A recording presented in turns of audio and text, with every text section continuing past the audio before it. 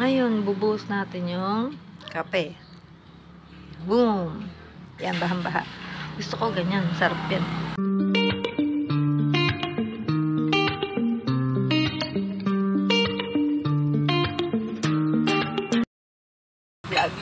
Naipon na naman yung aking mga urongin. Tamad kasi tayo magtulog. Yan man tayo tumawag. Nag-uurong tayo. Naipon yung mga kape ko. Pinagkapihan. Saka yung plato ko lahat. Yung nag-lunch.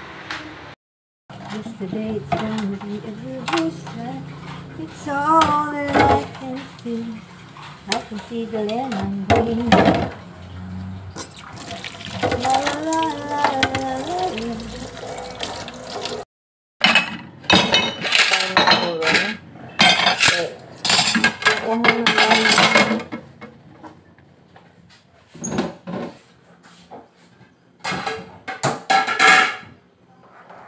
Wonder how, I wonder why.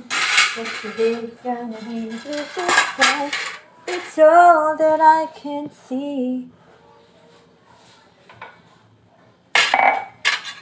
I can see the lemon green. La la la la, di da dam, da da da da, di dam dam, da di di dam. For today's vlog, kakain naman tayo ng breakfast. Breakfast po tayo. Pangalawang kape ko na po.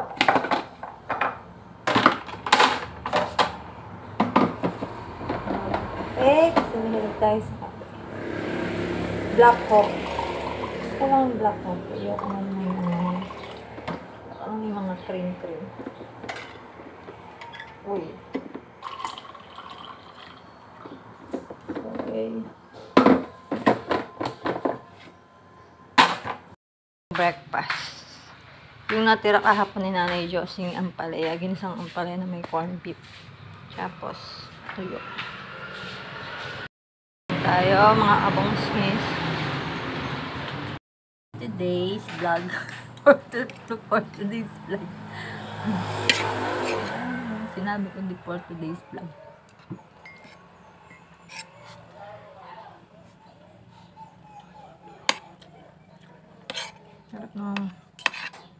Sarap ng ginisang ampalaya.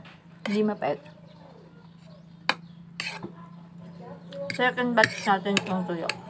Gagawin natin sa tuyo. Bubuhusan natin ito ng kape.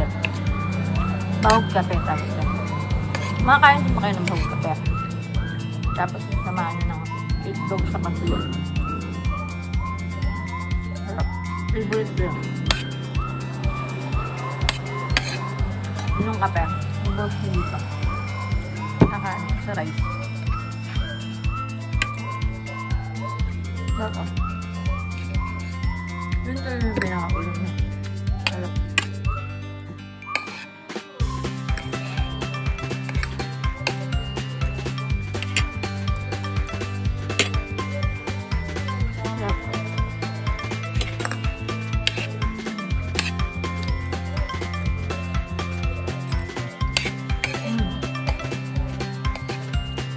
Sarap.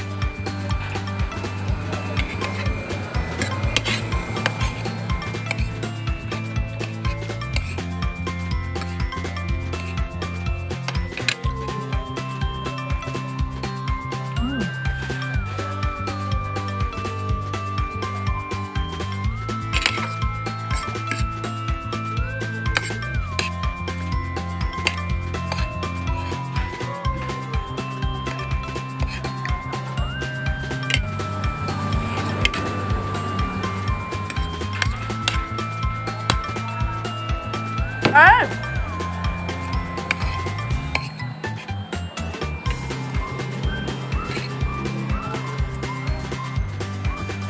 Sarap.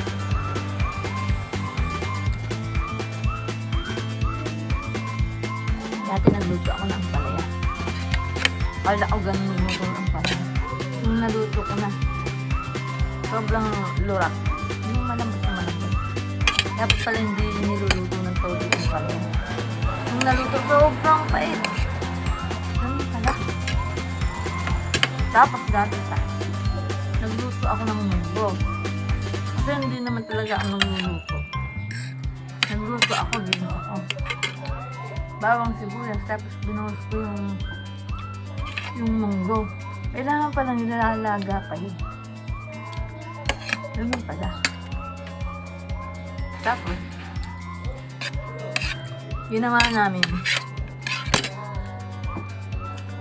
Inulit namin. Inilaga ko yung munggo. Inulit ko ng luto. Tapos, nung naluto na naman, nakita ko may mga nakalutang na puti-puti. Talagang malalaman mo hindi marunong magluto. Yan ang ginawa ko. Kaya ako ganon. Para ka ako may mga uod na nakalutang. Ginawa ko, pinamigay ko sa kapitbahay namin. Yung ano pa yun, matagal na. Unang lipat namin sa bahay. Nagpasalita ako magluto. At pagpak naman pala yung luto ko.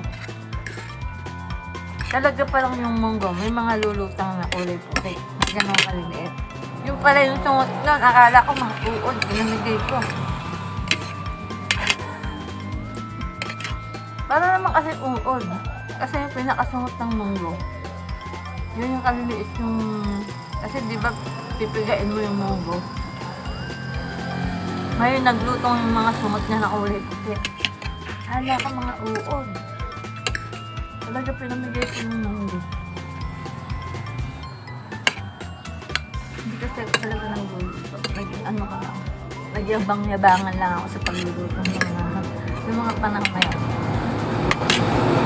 Ang kaya ko lang iluto. Kaya ko naman magluto, kaya lang palpak akong magluto. Pero marunong din talaga akong magluto. Palpak lang. Hindi masarap in short. Ang the best ko lang luto yung paksiw. Tsaka itlog tuyo. Hotdog. Ganun.